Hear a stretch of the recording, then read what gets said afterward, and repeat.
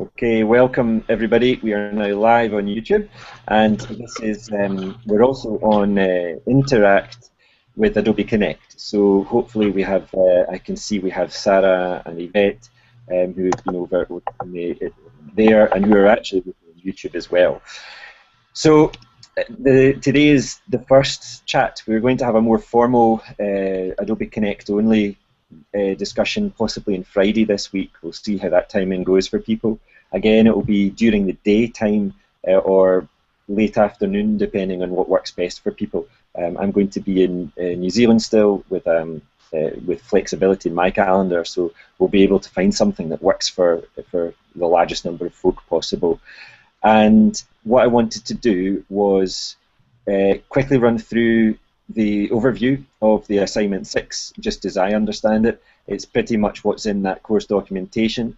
I've got a couple of questions that had come through from others who weren't able to make it today live, as it were, but I'd love to be able to open the floor to you four as well, because you've given up your time live to be here, if you like, and I would love to really use your questions as a stimulus to explore the assignment. The assignment is actually 2 mini assignments. The first one, I'll start with the easiest one. The critical reflection, which is worth 10% of mark, is a blogged piece, and it's really a reflection on the whole subject. The idea is that you can show off your knowledge, your understanding, your skills of synthesis, because it's only 500 words, and really show the highlights of how the academic side of what you've been looking at has an impact in the real world around you. It's something I was really keen on in the design of the course. Was not just to make yet another academic, let's all look at pretty pictures of buildings and ooh and ah and have soft furnishings in our schools. Could we actually create some really insightful stuff from the research that then has an impact on our learning environment? And also, there's some people have gone with a digital side to that, the digital learning spaces. I would say that with 500 words, you're going to have to choose either digital or physical spaces, and the impact you've had. I don't know how easy it would be to give a half decent reflection. Because it's a blog post, I would really encourage people to use the power of the hyperlink so that you're not having to describe too much, so that you can refer to things you've written previously on your blog, and you can in that way, almost, if you had 10 hyperlinks and each hyperlink has 500 words off it, you've just increased your word count. So do consider using the magic of the hyperlink to your own previous posts that you've written about both the literature and the real world examples of how that's had an impact. So that's one important aspect of this. It gets bolted on to the end of your Word document as a hyperlink to that one blog post, that one reflection blog post. It, for me, is the easiest for teachers to do because it's the natural thing that we ask our students to do every day. It might hone our minds a little bit as to what we actually do ask our students to do with reflection, but I'm actually going to do one too. I'm going to write my own 500-word blog post about what I've learned from managing this course and working with you, and how it's impacted the learning spaces in my life. And I'll share it on the forum.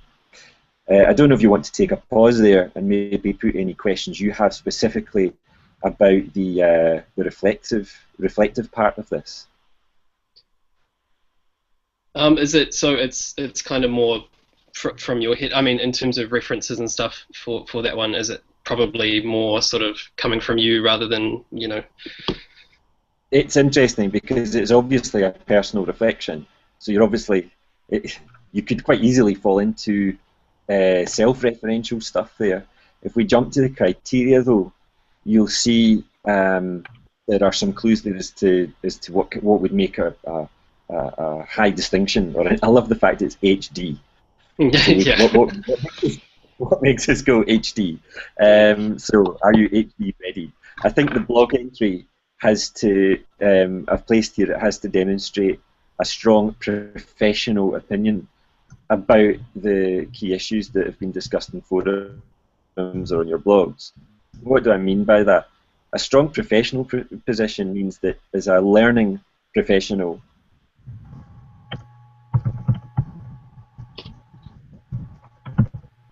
we're indifferent. You don't come out with a statement such as constructive learning is increasingly important in our schools, because the very simple answer to that is, really?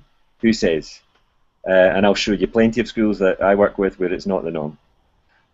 You likewise can't say that connectivism is hugely important for 21st century learning, because there are people working in incredibly innovative 21st century learning environments who wouldn't know what connective means. The principles might be important. The principles might also be backed up by high quality education research. So dig into your John Hattie's, dig into your Dylan Williams, dig into your Marzanos to try and find the educational justification for claims around impact. So yes, it's personal. I feel this had an impact. I saw this impact. But it's also professional. So I know it had an impact because I could see it. This confirms what the literature says. I'll take an example, Matt. You, if I remember right, you're the flow zone. Is that correct? With those little menu Yes. cards? Yeah. Yeah, that's it. Yep. A nice simple example, captures the imagination of people, and it was really popular with teachers who saw it on Twitter and kind of went, oh, I could steal that, I could do that tomorrow. So great, it has an impact, and it copies fast, so it obviously is an interesting idea for people. Is it good educationally?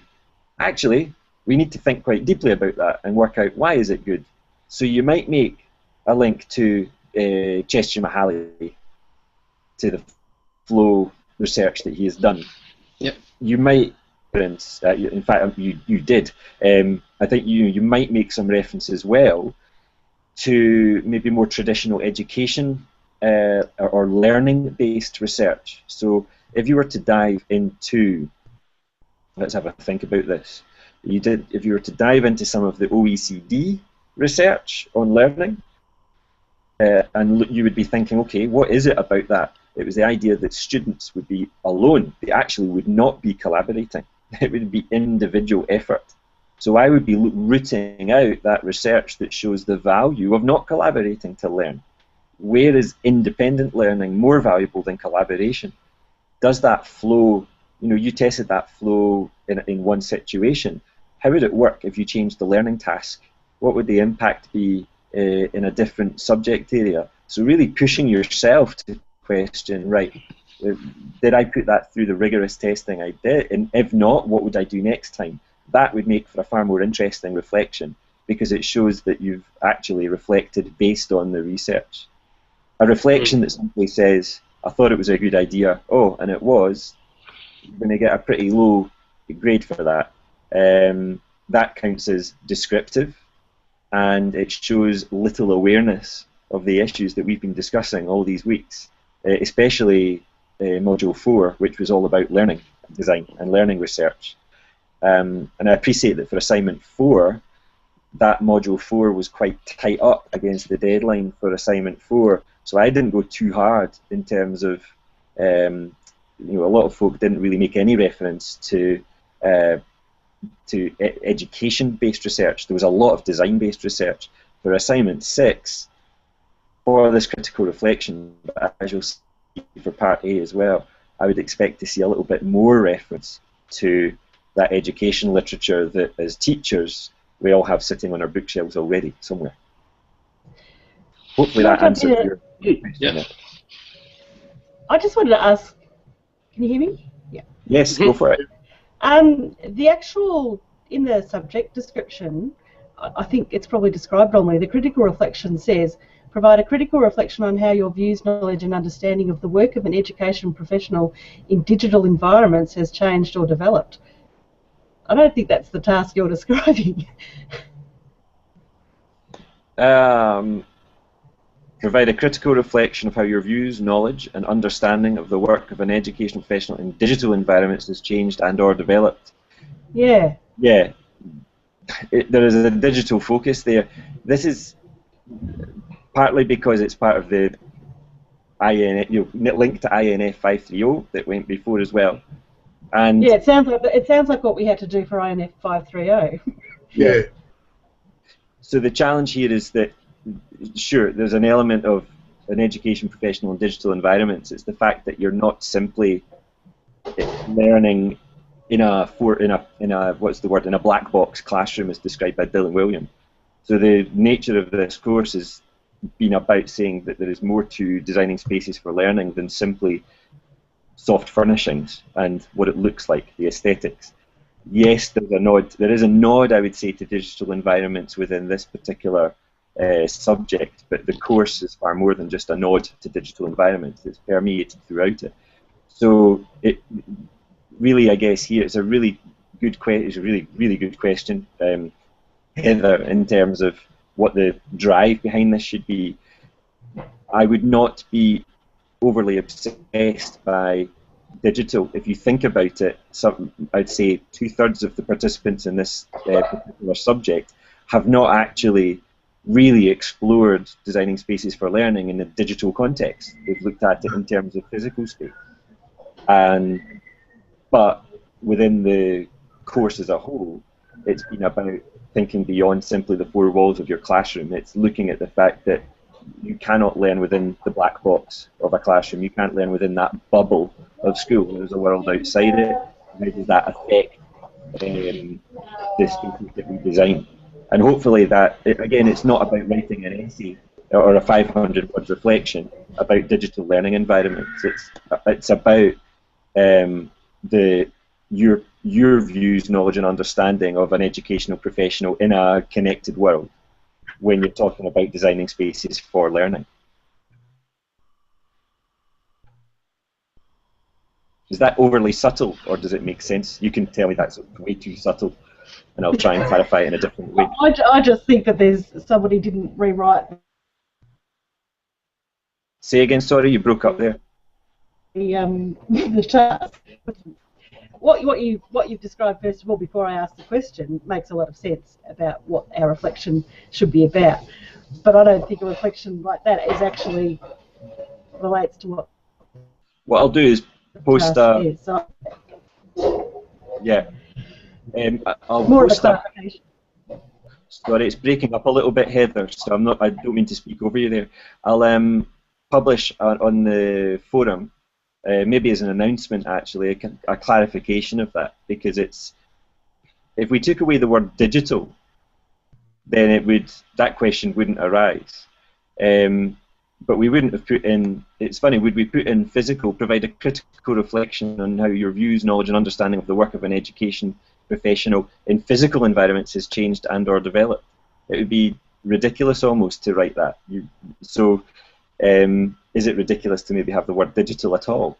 But it's to push you to reflect on the fact that it's not just about furnishings and fixtures within four walls of a classroom. It's trying to help move beyond the idea that we fetishize the physical environment, that we consider the fact that learning takes place beyond simply the physical environment. So I'll post a written clarification on the forums that maybe expands that one sentence description to make more sense for everybody. But thanks for the good feedback. Ewan, is it about rewriting it just to simply say of an educational professional in learning environments, and going back to what you said at the very beginning, either physical or digital? Yeah. You know, perspective also, I think one of the OECD papers in, I think 6.3 or 6.4 module, actually in a paragraph sums it up fairly clearly based on the research across those 6 different schools across 6 different nations around the impact of digital environments on the physical space. I mean, that to me clarified the undeniable link. And no, I don't have the paragraph here in front of me, but maybe if it was just learning environments, either physical or digital, based on what you said at the beginning of your conversation, that the 500-word limit really does preclude you from talking about both. Yeah, it has to be about one or the other, but you can't expect to get a superb mark in this regard by writing about physical environments without any mention at all of how digital has impacted upon them, as you said. So that's the intent about having that word in there. And you'll notice as well that throughout the entire subject, it's almost been like it's been a mantra almost, that every time we talk about learning environments, we always talk about physical and digital learning environments, to avoid the kind of fetishization of physical learning environments that we see quite often. When people talk about learning spaces, they often think about the physical environment, and that's it. And it's to make sure that people have that in mind. So a really good point of clarification. What I'll do is I will clarify it in writing, and I'll put it out as an announcement so everyone can see it. Mm-hmm. It is subtle, but that's the level we're at. You know, it's making sure that people understand. It's not black and white. Oh yeah, I'm just going to do physical spaces. It can't be. Any other questions on that critical reflection? Okay. Given it's 10% of the mark, even a level difference is not going to be life or death. The other one is a little bit more vital in terms of those levels, and you'll be keen to get an HD or a D on that, because the potential for your overall attainment is enormous. That said, again, there's some quite tight limits on, in particular, the introduction to that, but it's freed up a lot of space for analysis. And I think that the key word to bear in mind for this case report is analysis, analysis, analysis. It's got to be about joining ideas together. It's got to be about synthesizing an incredible amount of literature that you've read to make very pertinent points, and to build one point on top of another. A quick overview of it. First of all, okay, just checking. Yeah, we're okay there. Just checking with the chaps on the Interact. They seem to be okay.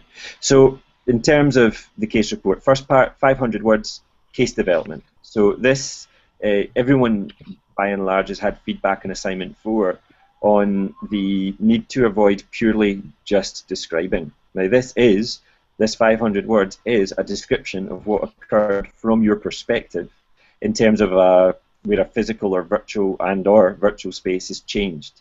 And the goal, of course, would be to improve student learning in some way or another. It's, in terms of choosing the case, it could be something you've looked at already through blog posts or at some point on forums during this subject. It could be a bigger project from your dim and distant past that you want to bring up. It could be from a previous employment, for example. And if I were writing this, it would be from a previous employment rather than a current project, because I was part of it for longer, and it was a failed project. And ironically, the failed projects often are the ones that have more learning to talk about and more to analyse in them. It could be a project that it is easier when it is a project you've been closely involved in. If you are in the situation where you think, I've not been involved in a project in enough depth, or I was involved in a project but there's not enough documentation to actually understand all the parts of it which I wasn't involved in, then you might consider using a more well-documented national kind of thing. So you could look at the Building Revolution story. You could look at one of these virtual network failures or mitigated successes that pretty much every country has had at some point, because you will have evidence in the form of newspaper articles, interviews, blog posts. So basically, make sure you know your story. Don't pick something you'll have a passing understanding of. Second, it is a description. It's 500 words, and 500 words is about two short paragraphs. Nonetheless, you have the option here to provide references. When you describe something, you're not going to be able to go into huge depth on it. So again, use your blog as a mechanism to provide more depth on issues which are not vital to the understanding of what you're about to go and analyse, but which are useful for the uninformed reader to go and have a look at. Bear in mind that your marker, which is me, is a Scot and doesn't necessarily understand all the ins and outs of the New Zealand, Australian, American, Hong Kong system. So something that might be bleedingly obvious to you is not bleedingly obvious to a stranger reading your research. And I would be writing this with a view that almost treating it as if it were something that might be published one day. as if you're writing for a stranger audience that you're never going to meet, who you're never going to have a chance to explain the detail to. So harness your blog for that. That's what it's there for. Likewise, if you can avoid the effort of having to write it up on your blog because actually someone else has written it up, so much the better. So newspaper reports, third-party blogs, official reports, they're always easier to refer to. And having a variety of references in that case development, that 500 words, will not only make your life easier because you won't have to reinvent the wheel, rewriting stuff, but it will add credibility to what you're writing. People take it more seriously. So that case development is not just a personal rant. It's got to be linked to, this happened and here's how we know this happened this way. Quick question. Go for it, yeah. We're presenting this as a Word document, aren't we? Yeah. So we're not hyperlinking the references. It's just purely the APA referencing. Write your blog references in full. So in your case, it would be Bailey 2014, and maybe the date of the blog post. So if you're referring to blog posts, there are instructions on referring to blog posts in your APA guide. So stick that up on the wall while you're writing it, and you'll have all the reference tricks that you need to refer to blog posts, web pages, and so on. But we're not hyperlinking. That's okay. Yeah, sorry, it's the vernacular. So yeah, case development. Any questions specifically on those 500 words? But just clarifying you, and it is really like, I'll just use my example, which is really an unfolding story, but one that started as long as 3 years ago, where we had an overall plan and we've chunked it down to develop a learning space. And over that time, there have been, say, references to newsletter articles, videos posted online, surveys with students, reflections of teachers, all those sorts of things will add to the describing the story. And that first 500 words is that description. Yeah, and those references will provide you a marvellous means of not having to describe their contents in huge detail. When you move on to the critical analysis and you look at what's being asked for there, you will also be aware of which of that rich tapestry of resources you really need to highlight in that case development. Yes. So you can see if we can move on to the critical analysis, we can always flick back to that case development. Maybe write your further questions if you have them, but so as not to forget them. When you move on to the critical analysis, you see that here it is about close reference to the literature from the course and beyond the course as well. So I'd encourage you to tap into resources beyond the course, particularly in the domain of learning.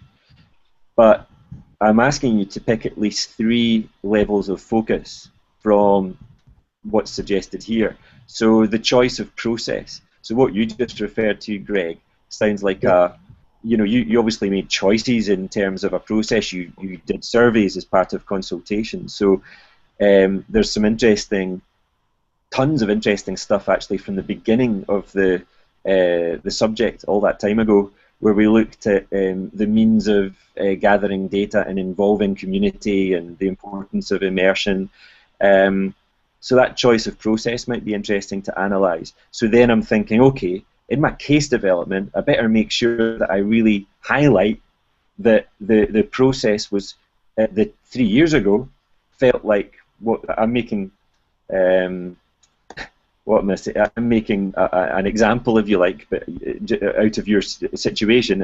It's not meant to reflect what might or might not have happened there. But you could say, the process felt right 3 years ago. However, according to the literature, there are potentially some other ways we could have done it. So beyond surveys, for example, we might have ... Yep. And that begins to form the analysis. Now you see as well, I am beginning to fall into the trap of making a recommendation on the back of an analysis. And what happens is that we can make these very quick analyses, jump into a recommendation, but never consider the flip side of the analysis. So what you might find is you actually write, I don't know what your process will be for writing this, but you might write almost case development, critical analysis recommendations on 3 areas, and then have to separate them out into this bigger essay, this bigger piece, in order to be able to and then work out how you're going to tell the story, because we do want to have that case development, critical analysis and recommendations split up into a 1, 2, 3 part structure. But you got to resist the temptation to say we could have done this better, because that's beginning to get into the realm of recommendations, which is the last section. So when you're doing the critical analysis, that will be the greatest trap to avoid. Coming up with one angle in analysis and then turning it into a recommendation too quickly. All right, I don't know if that's clear, but we can maybe explore it in other ways as this conversation goes on. Helen has posted a little question in the Q&A app. She's asked, does the case development remain neutral and we leave judgments for the critical analysis? Really good question. And the simple answer is, yup. The case development is neutral. The case development is about describing what happened, using references where available to allow us to go into greater depth if we want to as a reader. The analysis, remember, is also actually neutral in a way, because your analysis is weighing up the evidence that the literature has provided you. So beware this idea that you are giving your opinion when you're analysing. There is a huge difference between the two. An opinion is an opinion. An analysis is using more than one piece of literature to come to a conclusion. So it's good old ping-pong questioning, basketball questioning. So you can pose your, pose the example, pose what happened in your case development. You can pounce on it with one piece of literature. You can bounce to a second piece of literature and then come to your analysis, come to your conclusion out of that. So beware taking just one piece of literature to beat up whatever you just talked about in the case development. You've got to have 2 or more pieces, I think, to be able to come to an analysis. Otherwise, what you've done is you've created an opinion rather than coming to an analysis based on weighing up the evidence. That makes sense. And can you tell I've been reading lots of crime fiction on my trip to New Zealand? It's that notion of, you can't just take one piece of evidence as read. The research is created by people as clever as you are, and it's there to be defeated and knocked down. So no one piece of evidence is ever right, and we mustn't just take it as read. We've got to go and try and find the piece that contradicts it, and then we can come to a reasoned opinion based on the case that we've described, the 2 other pieces of research, and then come to our own opinion on it. Okay, great question, Helen. No, thank you for that. Any other questions coming from the floor? Analysis.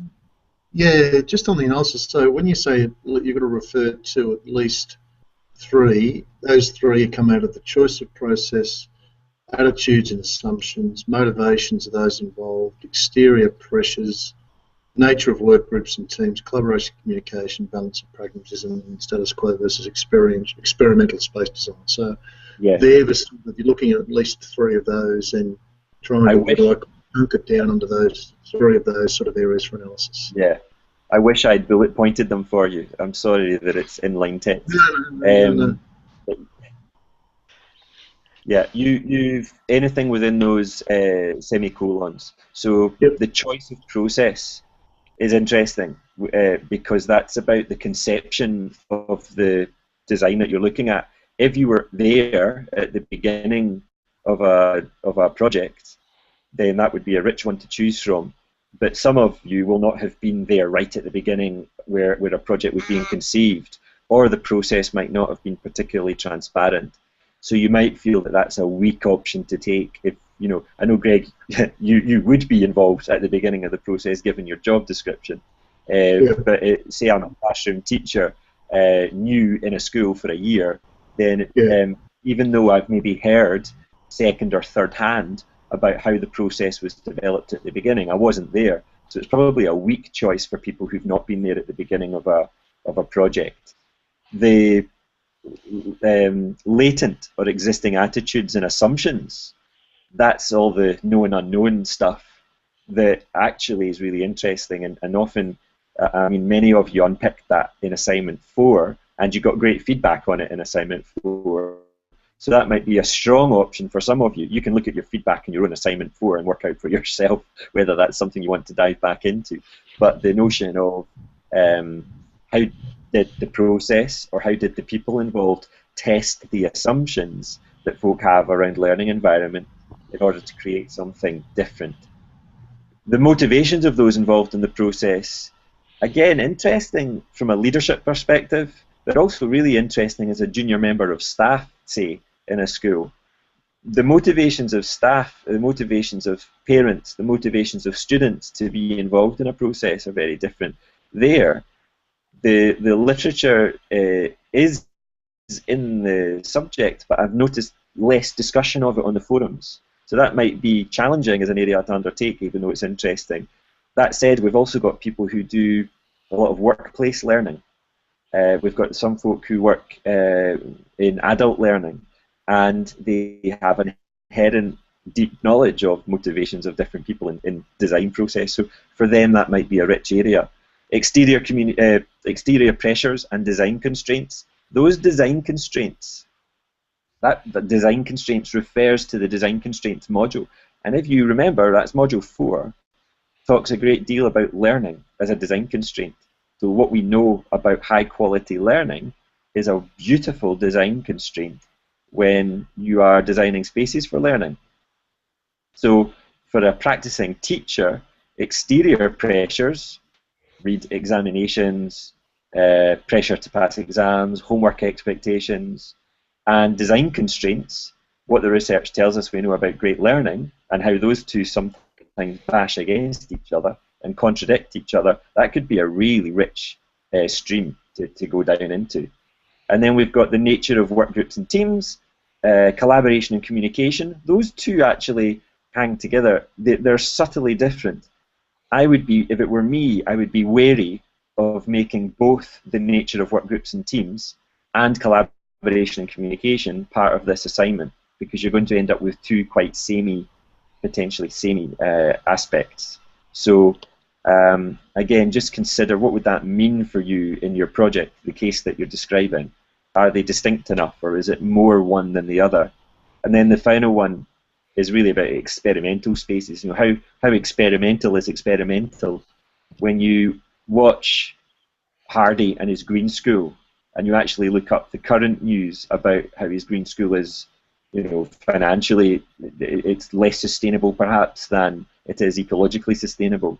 When you look at Charles Ledbetter's work for Cisco, where he explored learning at the extremes, looking at the slums in India, in Rio, looking at the way they teach mathematics in South Africa, what does that tell us about the way we could design things versus the way they've been designed in our case? And then, of course, you've got your, you know, the key thing is that you can draw from across the entire subject. You know, and of course, you can draw from across the entire course. So don't limit yourself to what you find in these references in this particular subject. Go wide and enjoy really diving deep into those 3 areas. And you've got the words to do that in a way. You've got 500 words, say, or a little 450 words a piece to analyse. And if you pick, these areas have been chosen because they build one on top of the other. And hopefully you can see that. So you might start, the first one you talk about and analyse might take up 600 words, but it segues beautifully into the second aspect out of 3 that you're going to tackle. And so you don't need quite as many words for the second out of the third, and fewer again for the third out of the third. Does that make sense as a way of thinking about planning the words for this? Yep. Speaking It's of a craft. Yeah. Does direct quotes count as part of the word count? Avoid direct quotes unless they are particularly potent. Okay. There's a difference between this and writing an article. And actually, you know, you might be proud of what you write and think, I wouldn't mind putting that into a subject association journal or something. And then at that point, yeah, you want to draw out those powerful quotes because they can make the reader weep. or they can make the impact and make the point really clearly.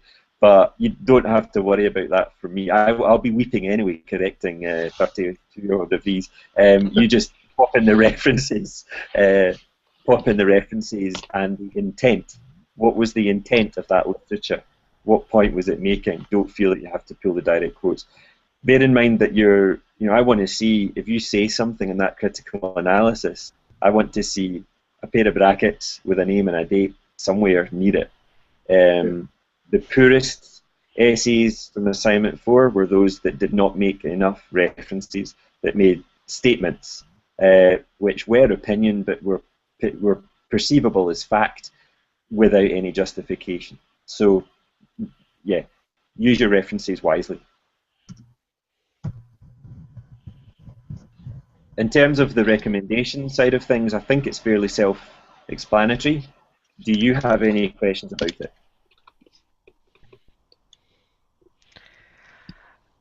I'm going to go with, I'm not sure if my stuff's coming through or not. I'm going to go with a bit of concern with my current chosen topic. I've just been looking at how I redesign my Year 12 space, which is their study space, so it's not a teaching space as such. I'm not sure that, because it's been mainly me-led and just my library assistant just sorting out how we shift the space around just mainly to manage their behaviour and a perceived lack of study skills at times. So I'm not quite sure whether I need to actually change mine, because I'm looking at the question saying how could I better lead or manage the change in learning spaces and the leadership management practice stuff. I'm not sure whether that's going to really work or whether I should find something else now. It almost sounds like the recommendations would be to yourself in the way that you described the case study there. I'm not sure if that's right or not. It could be rich. It again depends how you pitch it. Because if I remember right, is this the library where you changed the positioning of magazine racks and newspaper racks in the first week of the course? Is that right? No, I changed the other end of my library. I had some table spaces and I changed around because of the cords for projectors and things. Yes, okay. There's different libraries on the subject. I forgot which one it was. All right. Yeah, that's right. So, I mean, you've got something in here, because with libraries, and there are a lot of librarians in the course, and obviously there's a degree to which the concept of library has really been a running theme. If you can learn anywhere, anytime, then why do we need libraries? Why do we need classrooms? Why do we need schools? Libraries that have traditionally had the reputation of being quiet places where you get your head down. In reality, the library is a place of loud, joyous collaboration with the tools you need to do the job at your fingertips. The challenge there is, I mean, it's interesting because it's that muddying between the waters of what a classroom should be and what a library should be. So what you're describing is potentially a really beefy analysis, and you could then make wider recommendations for libraries, full stop. Maybe not for your personal situation. Is that maybe a potential angle? That's sounding a bit more useful for me than I was thinking. I was having to think more specific than possibly broader in the recommendations. What you could do though is use it's kind of like a mini case study almost. Use your microcosm of your library and the way it was done. So rather than the recommendations potentially being a critique of your bosses, which is never good, you make it more recommendations for the profession, and say, what have we learned from some of our failures and what have we learned from some of our successes? How could any organisation or department better lead or better manage change in library learning spaces in the future? Which aspects of our scenario represent effective leadership management practice that other librarians could borrow from? What recommendations and good practice points could we list for any librarian? So you could make it more general. That's not necessarily a bad idea, actually, for everybody to consider that the recommendations should not read like a critique of your own school or leadership, but should be a little bit like a learning round. Where a learning round you would go and look at the learning in a class in a set of classrooms and extract general lessons that would help your school improve. Well, here you could be extracting general lessons for the design of learning spaces to improve. You remind me, Liz, of a very important point, which is has been answered on the forums, but I'll reiterate here. When you are giving your case development, the normal academic practice would be that you do not name your school, or you do not name the institution that you are talking about. You either give it a false name or you just avoid naming it altogether. That is normal. So you can describe. So is the case here, Ewan? Say again? Are you suggesting that to be the case here? Yes, that is the case here. This is academic writing. So I'll give an example. In my education postgraduate, we had to do a very similar case development and analysis of the first ever school that we went on a placement to. And because it's a critique, I mean, it's an analysis, it is a critique. So the introduction stated, you know, the school which we are discussing here is situated in the suburbs of a large urban city in a poor, with children from a poor economical background and various social problems. It did not say the name of the town just outside Glasgow in which it was based.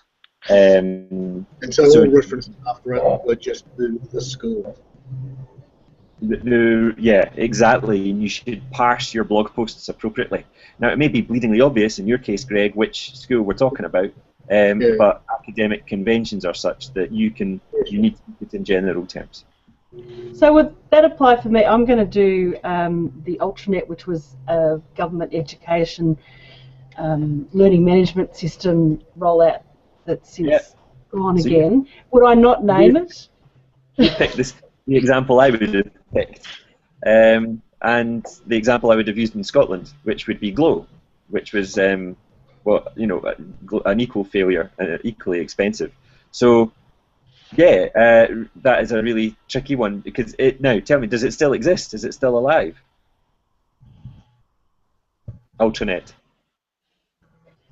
No, as a pay version of it, but I don't think anybody actually took it up. I haven't heard of anybody who has. Because it's still alive, So I don't think it is. You will have to. Okay. You need to find out, and if it's still going in any way, shape, or form, commercially or not, then you will have to refer to it by description. So you know, you describe. I'll have to say a state government education system. Blah. It's going to take up a lot of extra words. Could Heather give it a pseudonym like U, like the capital U for the program, short for Ultranet, sort of to get away with it a little bit? You can do that too. Give me a second, because I'm wondering whether I've got a copy of a book that gives a good example.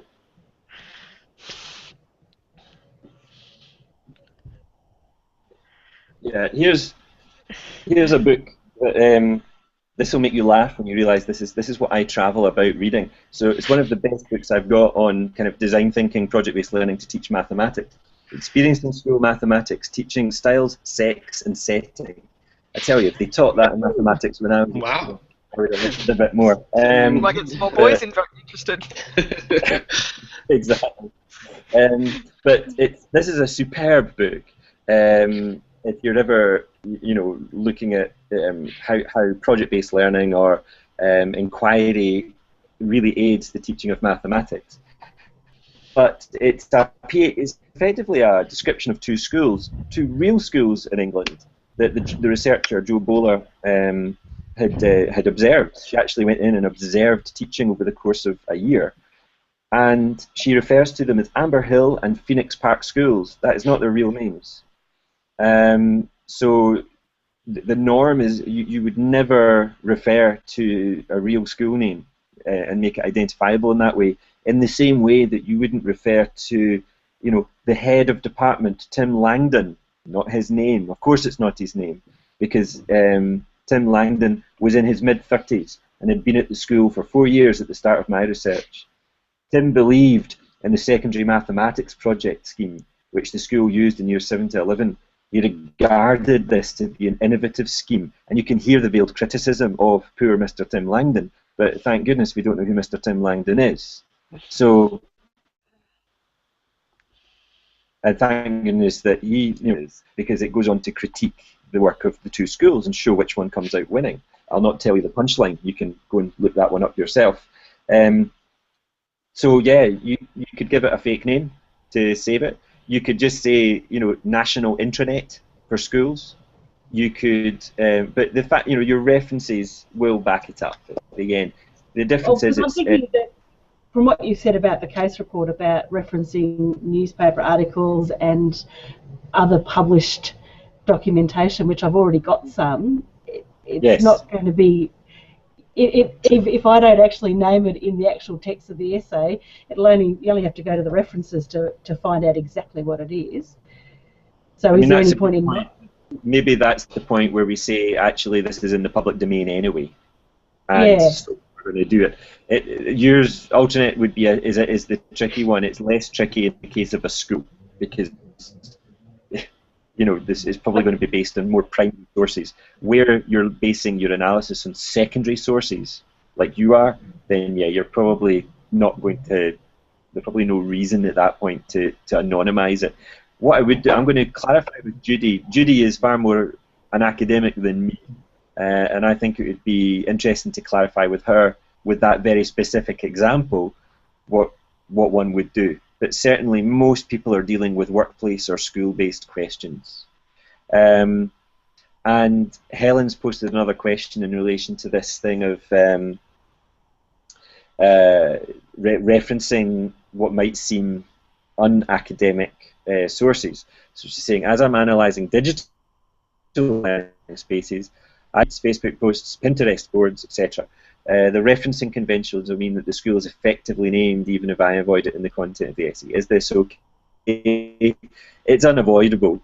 The other thing is that it does make your critical analysis harder to do, because in theory this is, you know, if you were writing a research piece, then the goal would be that it would be published. By writing something that is effectively now potentially going to critique existing school puts the in an awkward position. So again, it depends on looking at and what you're drawing out of it. If it's an analysis to show that something was particularly good practice, if that is what you're setting out to do, then obviously it doesn't matter quite much. But likewise, someone might read that research report and say, well, I disagree with Helen's point, that that's good practice, and I can't believe that would have gone on and done it. So there is a tricky one to answer. I would stick in the part of anonymity and then put the references at the end. For this essay, it's not going to be published, but if ever you were going to publish it, you would then have to be wary of sharing your references in that way. It would need an edit. So that's an unsatisfactory answer really for Helen. I'm going to go and talk, discuss this one out on the forum, get Judy involved as well, and see how her take on it. My view is she'll probably say, oh, don't get your knickers in a twist too much. It's probably better just to keep your referencing in and not worry about this ever going public. But given that some of you do blog your essays here before you get to that point of, yeah, I'm just going to publish my assignment now, and you've named a school that you've gone on to critique. So just be wary of that and be kind, I guess, is what I'm saying. I'm just going to come back to some blog posts I've already written that I've referenced my school name. Should I go back and re-edit those and just give it the acronym for the school? I would, yeah. Yeah. Because I think I've done that in most, but there might be the odd one or two that I've put their full name in early on, yeah. I think. When I blog, you'll see it when I blog on my own blog, or when I'm blogging on Facebook, on our company Facebook. I mention schools who are doing amazing things.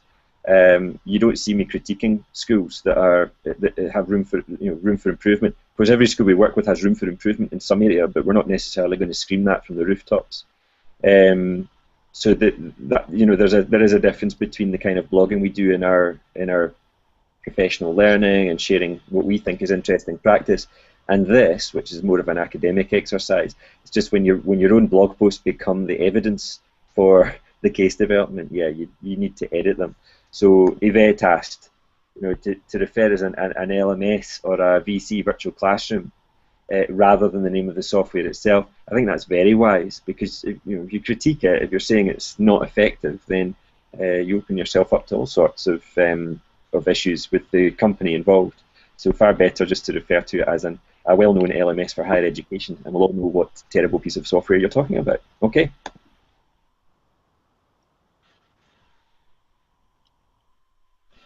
So we have another 5 minutes or so. Are there any final questions you have? Bearing in mind that we'll have another opportunity maybe to let this fester a little bit and let you crack on with trying some of these things out, and then you might want to come back on Friday with fresh questions, having actually gone off and tried to put some of this into action.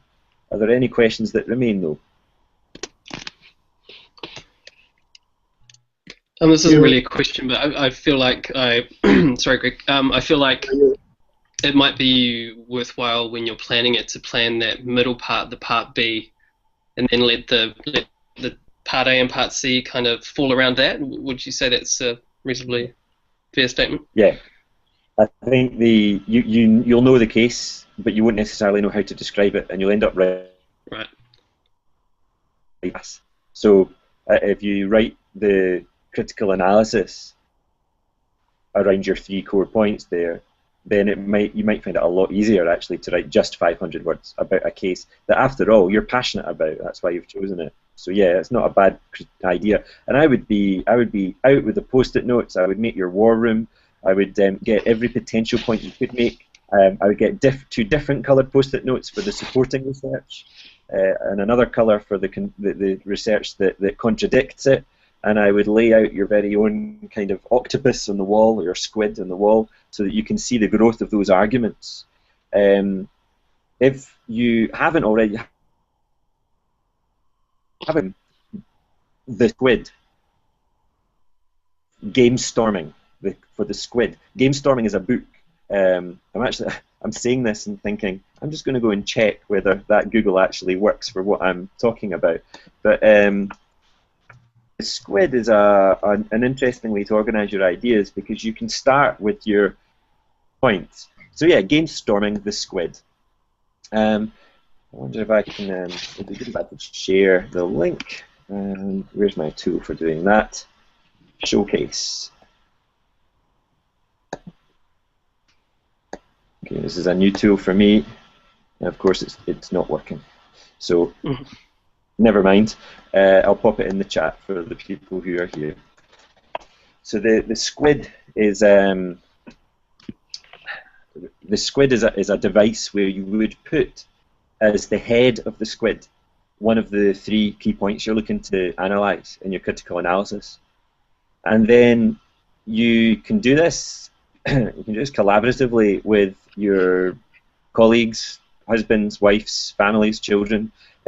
Basically ask why. So if you put in that you're referring to a particular part of how the process involved in creating this design was this, and then your first question, the first set of questions might be, how did that process get chosen? Who chose that process? How were other people involved? And you lay out all your questions that relate to that theme. So all the questions that come into your own mind based on the modules that we've just gone through. And that's a great technique too. Actually just have the modules open in tabs and go along each module in turn, and using that mindset you sort of say, right, thinking of experimental spaces, well, why would that process be used? Is there not a more experimental process that we could have used? So you write that question on a post-it note. You'll end up with maybe 4 or 5, 6 initial questions, and then you go about answering them with your research, with the evidence from your case that you've been talking about. And then you do it again. Then you ask why. And you keep asking why until you build up this argument. what you start to notice is, as you lay this out, you end up with a huge squid on your wall, and you'll see the illustration in the link that I posted there. You end up with this interesting kind of sprawling argument on the wall that allow you to find connections that you otherwise wouldn't have found.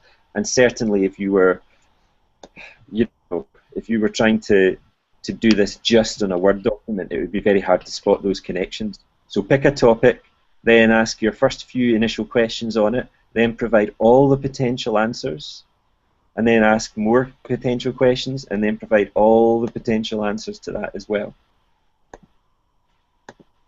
It's a good little technique. It certainly works. It's a good design thinking tool for kind of immersing yourself in that regard. Cool. Okay. Any other questions before we wrap this one up? No? Well, listen, thank you to those of you who came, Greg, Heather, Liz and Matt, and thanks as well to Yvonne and Sarah,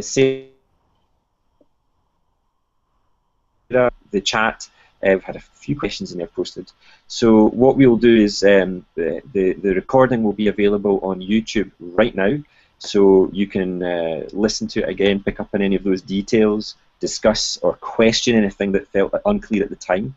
There are a couple of points there around the referencing of anonymity and referencing that we'll go to Auntie Judy and ask and see, you know, in her far greater experience, what does she see working, and what would be a good way of approaching